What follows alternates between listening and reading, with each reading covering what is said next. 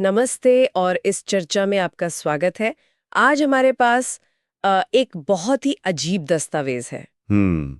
ये किसी पुरानी मेडिकल किताब का एक पन्ना सा लगता है और इसमें पोडोफिलम नाम के एक पदार्थ के बारे में बताया गया है। लेकिन ये कोई सीधी सादी जानकारी नहीं है। नहीं, बिल्कुल नहीं। ये एक तरह की पहेली जैसा है। मतलब इसमें ऐसी बातें लिखी हैं जो आज के दौर में सुनने में बहुत ही अजीब लगती हैं। बिल्कुल। जैसे इसमें एक ऐसे मरीज की तस्वीर खींची गई है जिसे सर्दियों में सिर दर्द होता है और गर्मियों में दस्त, हाँ। या एक गर्भवती महिला जो सिर्फ पेट के बल लेटकर ही आराम महसूस करती है है ना जी। ये सब क्या है? तो आज का हमारा मकसद है इन अजीबोगरीब दिखने वाले टुकड़ों को एक साथ जोड़ना और ये समझना कि ये पुरानी किताब हमें पोडोफिलम के बारे में क्या बताने की कोशिश कर रही है। और ये भी समझने की कोशिश करना कि उस जमाने के डॉक्टर या जो भी इन्हें लिख रहे थे वो मरीजों को किस नजर से देखते थे। उनकी अवलोकन करने की शक्ति मतलब कमाल की थी। तो चलिए सबसे पहले और सबसे बड़े सुराग से शुरू करते हैं। इस दस्तावेज में लिखा है कि ये दवा उन लोगों पर सबसे अच्छा काम करती है जिनका स्वभाव पित्त प्रधान होता है। हम्म। अब पित्त प्रधान, ये सुनने में बहुत भारी शब्द लगता है। क्या इसका मतलब आज के टाइप ए पर्सनालिटी जैसा कुछ है? मतलब जो बहुत एम्बिशियस और स्ट्रेस्ड रहते हैं, या कुछ और? ये एक बहुत अच्छा सवाल है। देखिए, पित्त प्रधान का मतलब सिर्फ स्वभाव से नहीं है, बल्कि शरीर की बनावट और उसकी प्रवृत्ति से भी है। अच्छा। इस सोच के हिसाब से ये वो लोग होते हैं जिनका पाचन तंत्र, खासकर लिवर, थोड़ा संवेदनशील होता है।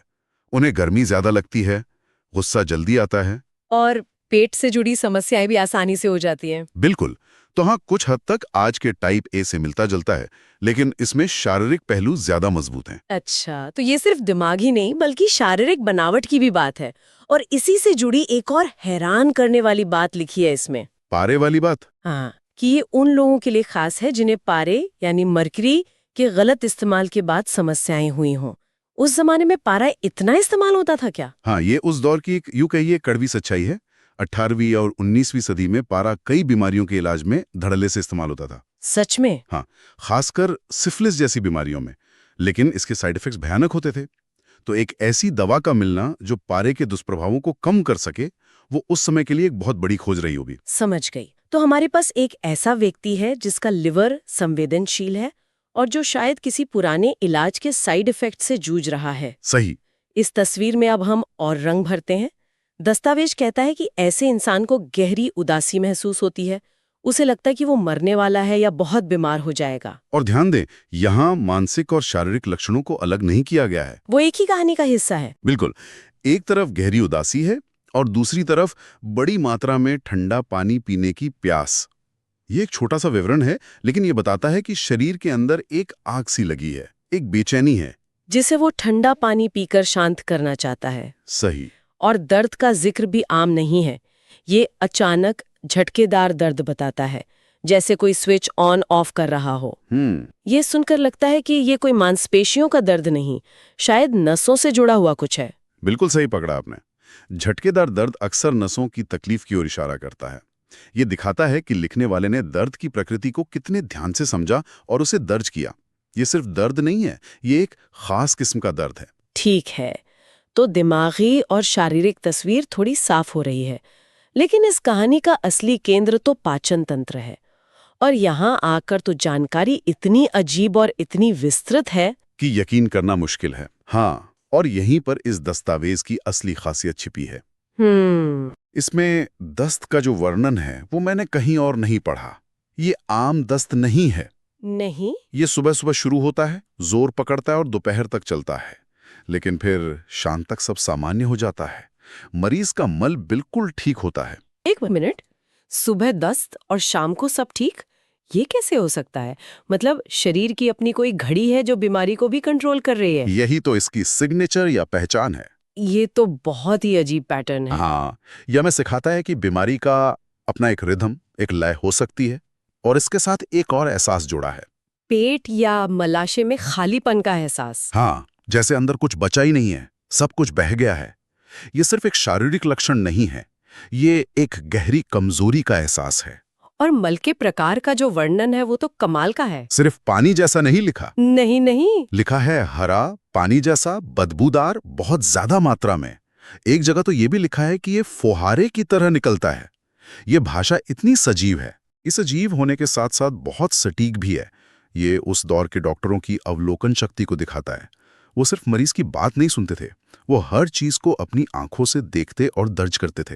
चौक जैसा, जेली जैसा, ये शब्द बताते हैं कि वो कितने छोटे छोटे अंतरों पर भी ध्यान दे रहे थे। बिल्कुल। इसी से जुड़ी एक और बात है जो मुझे सबसे ज्यादा चौंका रही है।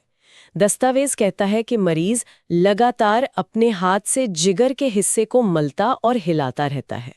ये कोई आदत तो नहीं हो सकती? नहीं, ये सिर्फ एक आदत नहीं है। इसके पीछे क्या चल रहा होगा? ये एक गहरा शारीरिक संकेत है जो बताता है कि शरीर की अंदरूनी बेचैनी कैसे एक अनैच्छिक मतलब इनवॉलेंट्री क्रिया में बदल जाती है। जिगर के हिस्से में तकलीफ है और मरीज अनजाने में ही उसे हाथ से दबाकर, हिलाकर राहत पहुंचाने की कोशिश कर रहा है। वाह, मतलब शरीर खुद ही बता रहा है कि समस्या कहाँ है। हाँ, ये जानकारी सिर्फ पूछने से नहीं मिल सकती, ये सिर्फ देखने से ही मिल सकती है। बिल्कुल।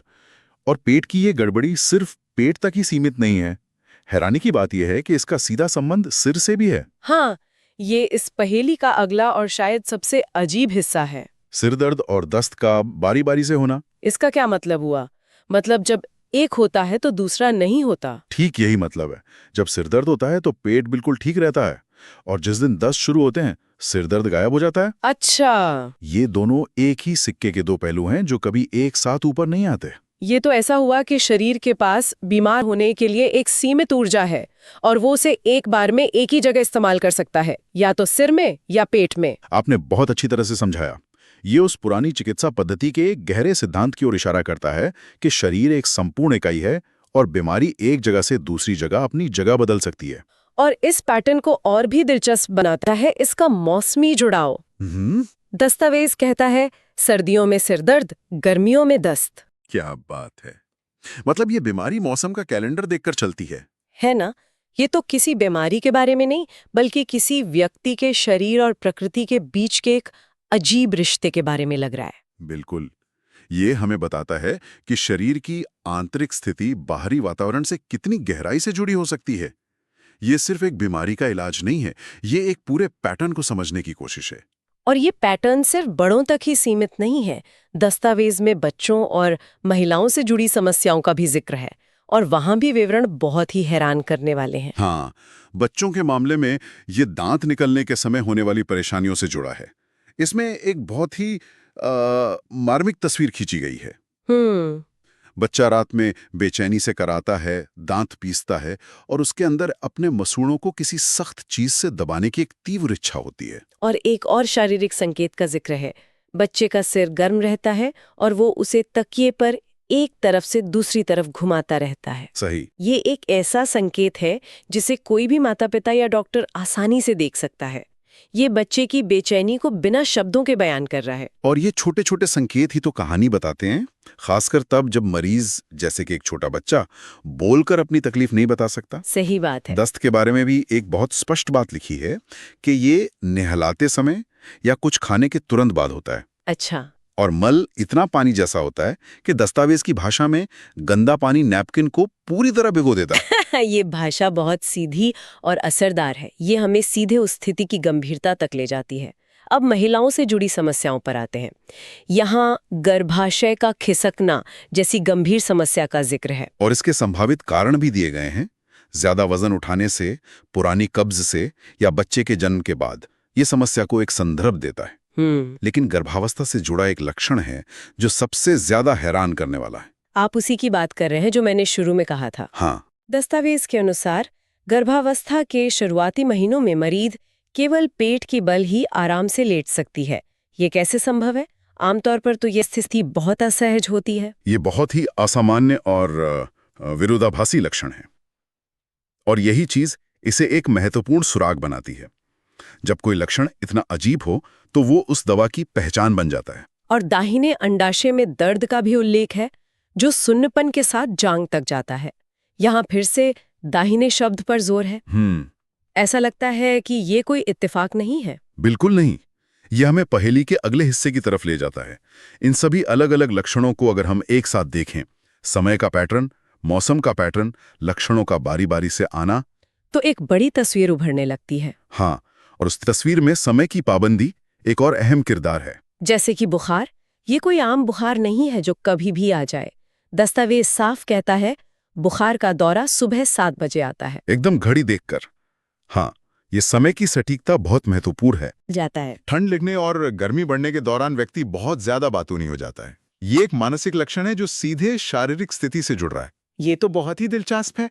मतलब शरीर तप रहा है और जबान चल रही है, और फिर जैसे ही पसीना आता है मरीज सो जाता है। सही। ये बुखार के पूरे चक्र, ठंड, गर्मी, पसीना और हर चरण में मरीज के व्यवहार की पूरी कहानी बताता है। ये एक समग्र अवलोकन का बेहतरीन उदाहरण है।